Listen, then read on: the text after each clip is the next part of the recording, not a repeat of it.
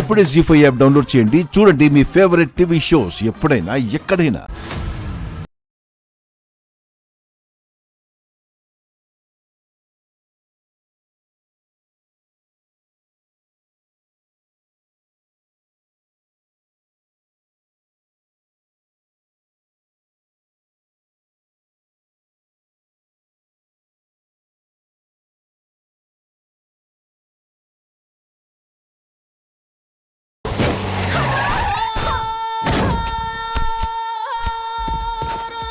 గంగన్న ఏమైంది? కుముదాకి యాక్సిడెంట్ అయింది.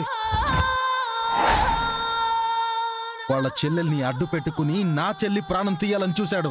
వాడిని వదలను.